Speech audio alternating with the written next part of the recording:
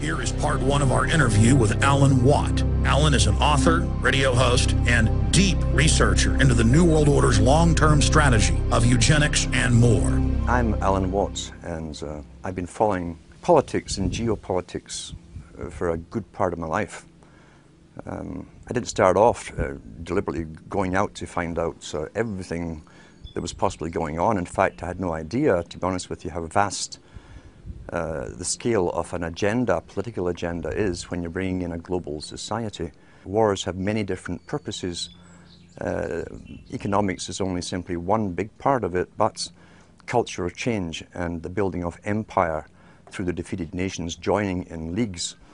Every country was basically signing the same laws, and had been in my whole life, at the same time, that affected their societies. Laws were introduced and bills were introduced unbeknownst to the people in those countries that it was being introduced in their neighboring countries or even across the water somewhere at the same time. I realized there was already a governmental control, obviously, that coordinated all of this, and it led me into the United Nations. For every single department of government you have on a federal, local, county, state, provincial level, the United Nations had an equivalent department to deal with everything. It was already set up, in fact, to be global government.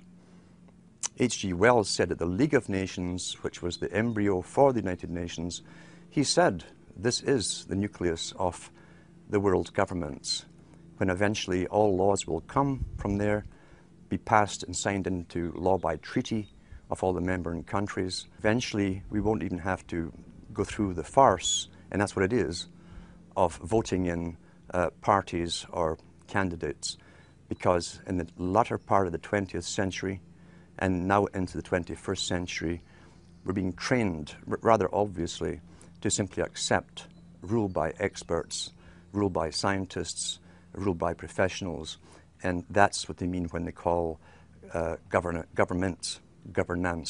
That's the term used. How do you get a domesticated herd to move from a field, a system in which it's been grazing for 20, 50 years, this kind of system, to this field over here, this new field? Because we have reluctance to change. We like familiarity, we like routine, you see. You do it by various techniques, one of which is revolution. Most revolutions are bloodless. You have cultural revolutions, sexual revolutions. Along with that comes the music revolutions, etc. These literally are designed to alter and direct culture, knowing what kind of culture they'll have at the very end of it too. They know exactly what kind of culture they want to come out of it. You also can do it through crisis creation. Crisis after crisis has been hit on the people of the world since 9/11 happened. And we must understand that the techniques that are used abroad are also used at home in warfare. And we heard the term shock and awe. Shock and awe on the hard force level, as they call it, is bombs, all kinds of acoustic equipment to nullify enemies, scare the hell out of them through voice to skull and so on, which was used in Gulf War I, and it's all over the British media. But you can also use shock and awe on your domestic people again. You do it by crisis after crisis until the public are so terrified. See, the average person has a sort of confidence that they build up where they think, I can manage most things that come my way. Whatever little crisis in my life, what happens to other people, I can deal with. When all those around you are getting scared at the same time as you because they're losing their jobs, they've been threatened with pandemics, terrorists everywhere, terrifying people to even get on subways, and so on. And all those around you, as I say, are also in the same boats. You tend to be more easily directed by the powers that be that come out and speak with authority and confidence over you. That's why they give you a guy like Obama, who's trained in oratory. He was trained in oratory, not in truth, but in oratory, the technique of persuasion. Shock and awe, as I say, is a technique of making a person and a whole population punch drunk And each one of those fears, you see, you understand, the average person can handle one major crisis in their personal life, maybe two at the same time. It's understood in psychology and many, many studies that if you have maybe 3 to 4 crises hitting you personally in your life at the same time, you will literally go into an incredible depression, a reactive depression. You can't cope. That's understood. Apply that technique on a whole population. The thing is, there's not one of these crises that we're being told about that you personally can do anything about. What can you do about terrorism if it really exists all over the place? It's out of your hands, you're helpless. What can you do about a coming pandemic? It's out of your hands, you're helpless. What can you do about a nuke getting set off in New York Harbor or wherever? You can't, you're helpless. The message you're getting is that you're utterly helpless to defend, help, or save yourself. That is complete shock and awe tactic that's been used not only in the US and Canada, but across the world. Same strategy, because we're already global with the global society running us all. Massive psychology and warfare techniques in psychology has been used across the planet to make us succumb to fear and crises, as I say, and none of which we can actually do anything about on an individual level. Therefore, the leaders are presented to us on screen with uniforms or business suits and ties as politicians who speak with confidence, all scripted, of course, and they seem to have everything under control. You're now basically a fearful slave looking up to the powerful master to defend and protect you. That's the simple technique of it. I've been speaking about the Rockefeller Foundation. I was mentioning the fact that in the United States, the Rockefeller Foundation, which also runs, I think it is the Carnegie Foundation today, maybe even the Ford, they're all combined. And the families that are given the intergenerational rights, if you like, or authority to lead the world to amalgamation under global governance. Mr. Rockefeller also is heavily involved in the world depopulation strategies. He funds abortion clinics across the planet.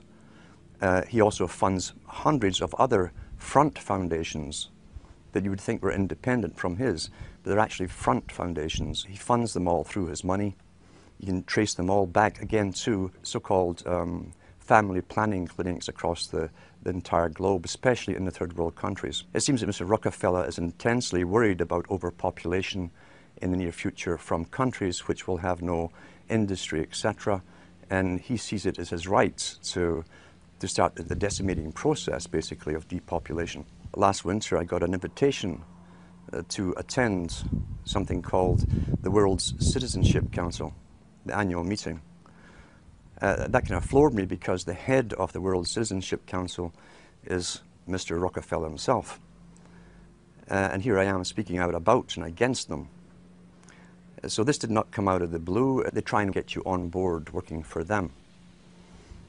What was also more startling was they always give members maybe 15 minutes or 20 minutes to speak, and I was offered that to speak on stage to this world meeting. The world's citizenship idea is part of the old idea of Cecil Rhodes up into Lord Milner to the Royal Institute for International Affairs and the Council on Foreign Relations. Mr. Rockefeller is up on Google in some of his conferences giving out World Citizenship Awards to very famous people.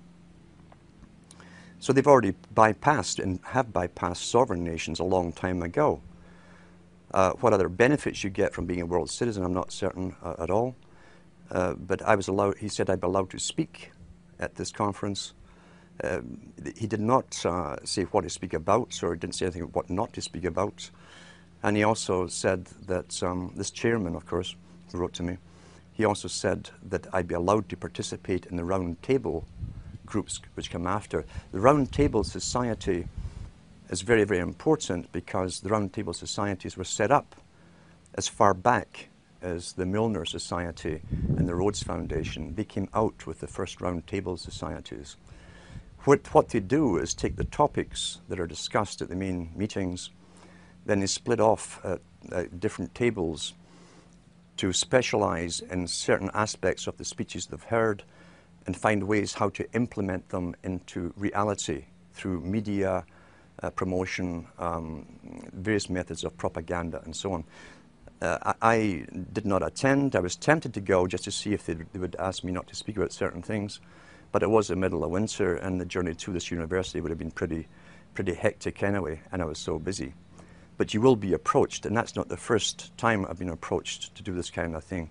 You'll find that some people are bought over. I should go back to Lord Bertrand Russell on this topic, because Lord Bertrand Russell said in one of his own books, the same book in fact, where he talks about those children who manage to escape the indoctrinations, who have intelligence and an ability to communicate to others, must be brought on board the system, employed by the system, bribed into the system if possible. That generally works with most people.